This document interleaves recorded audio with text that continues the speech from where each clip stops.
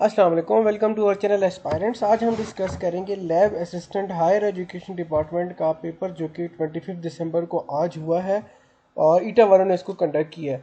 तो इसको जो तस्वीरें थी, पेजेस की जो पिक्चर्स थी पेपर की, तो वो काफ़ी ब्लर थी जो पहली वाली पेज थी, तो इस वजह से मैंने इसको वर्ड पे कर दिया। स्टार्ट करते हैं। नंबर 1 पे है dash take salt from sea water. तो इसका जो करेक्ट ऑप्शन है वो है हेलो फाइट्स। नंबर 2 पे है vaccines can be administered through dash nose only, mouth only, injection only, all of these. Number 3 पे है dash are made as a result of fermentation of fruits and vegetables, acetic acid, pickles, yoghurt. तो ये है option A, acetic acid. और number 4 पे है biotic components of an ecosystems are of dash types. तो ये 3 टाइप्स के होते हैं।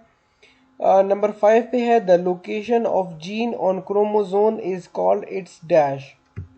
ठीक, कहते हैं लूकस। नंबर 6 पे है the chemical formula of Chile saltpetre is dash. तो ये है NaNO3। Naturally occurring gallium consist of 60 point इतना percent of gallium 69 with a mass of इतना AMU and 39.892% of gallium 17 of the mass of इतना ही AMU. The average atomic mass of gallium will be dash। ठीक है, इस चीज़ को देखें कि average atomic mass, ठीक है। अब एवरेज क्या होगा इन दोनों का जब हम ऐड करेंगे, लेकिन आपने ये देखना है कि देखें ये आपके पास परसेंटेज में है, कितने परसेंट है इसका, 60% है। तो 60 डिवाइड बाई 100 मल्टीप्लाई बाई ये, क्योंकि मास उसका इतना है। सिमिलरली इसका भी है 39.892 डिवाइड बाई 100 मल्टीप्लाई बाय कितना, 70 पॉइंट, क्योंकि मास इसका इतना है। और फिर आप इसको आपस में ऐड कर लेंगे तो वो आपके पास 69 आएगा। ये मैंने यहाँ पे किया हुआ है अगर आपको आसानी के लिए। नंबर 8 पे है how many moles of carbon dioxide CO2 are there in 3.01 multiply by 10^22 molecules of carbon dioxide. तो ये है भाई 0.05 मोल्स। 9 पे है which of the following isotope is use to measure the moisture content of soil in road construction and in buildings construction. Californium 252 आपने याद रखना है कि ये वाला जो है वो रोड कंस्ट्रक्शन और बिल्डिंग कंस्ट्रक्शन में मॉइस्चर कंटेंट मेजर करने के लिए यूज किया जाता है।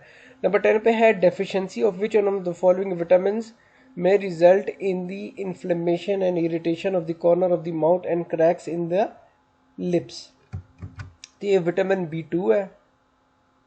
नंबर 11 पे है Schwinlin 1840 found that when an electric discharge was passed through oxygen or air, a new gas of strange smell is formed. He named this new gas as ozone। All steps are used for the extraction of metal except transpiration. अच्छा, ये थे पहले उसके 12 MCQs जो पहले page में थे। दूसरा पेज ये है, ये भी ब्लर है बट थोड़ा सा बेहतर है। अच्छा, 13 पे है the heat transfer from a hotter place to a colder place with और without having material medium in between is called dash. तो ये है रेडिएशन। बहुत इजी है। इन सिंपल वर्ड मैं आपको बताऊं कि पूछ ये रहे हैं कि हीट ट्रांसफ़र जो होती है हॉट प्लेस से कोल्ड प्लेस तक किसी मटेरियल मीडियम के बगैर, ठीक है, बीच में कोई मटेरियल मीडियम नहीं है, तो वो क्या होती है, उसको रेडिएशन कहते हैं। उसके बाद है the value of thermal conductivity of copper is. तो ये है तकरीबन 39 वाट। ये 398 बट 398 है नहीं, तो ये 400 वाली ऑप्शन सही है। 15 पे है in Kelvin scale of temperature the boiling point of water is marked as 373 kelvin. Number 16 पे है F is equal to K x is the mathematical expression of क्या, Newton law, Hooke's law, Lenz law, Faraday's law. तो ये तो बहुत easy है, Hooke's law. 17 पे है stress by strain is equal to, तो ये है यंग मॉडुलस।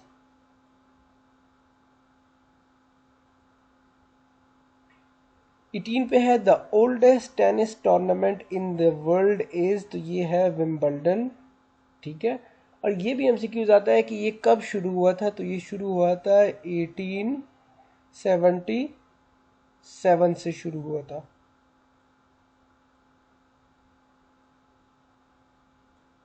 नंबर 19 पे international court of justice has its head quarter in Russia, USA, Canada, Netherlands.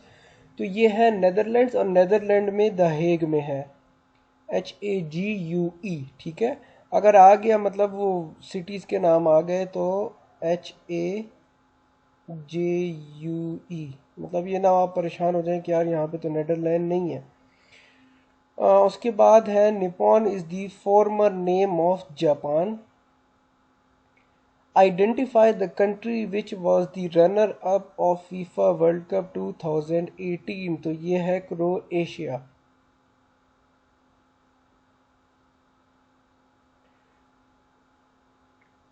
उसके बाद हम देखते हैं नंबर 22 पे है Singapore was previously part of Malaysia. 23 पे है which of the following is the largest gulf in the world. तो ये है गल्फ ऑफ मैक्सिको।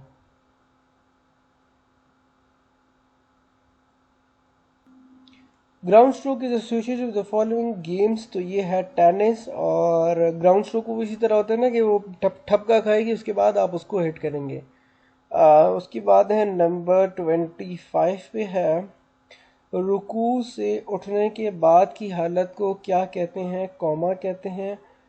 नंबर 26 है वो हरूफ जो इंसानों की समझ से माफ़ी रखे गए हैं क्या कहलाते हैं, हरूफी मुक़त्ताआत। ये वाले दो MCQs जो है ना, ये दो कल भी आए थे। कल जो पेपर हुआ था ना जूनियर क्लर्क का, तो ये उसके लिए भी आए थे। तो जो स्टूडेंट्स हैं उनको ये हुआ है कि भाई फॉर एग्जांपल जिस डिपार्टमेंट में आपने अप्लाई किया हुआ है तो आप उसके पेपर भी वो सॉल्व करें। जो फॉर एग्जांपल कल जूनियर क्लर्क का पेपर हुआ था, और कल अगर आप सॉल्व करते तो ये दो MCQs अगर किसी को नहीं भी आते थे तो वो सीख लेते।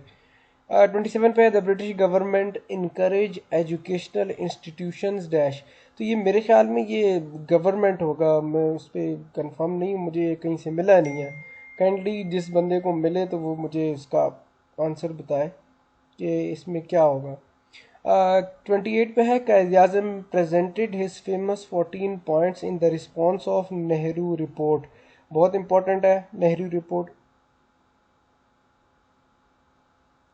उसके बाद है 29 पे है Shimla deputation of 1906 had the following purpose.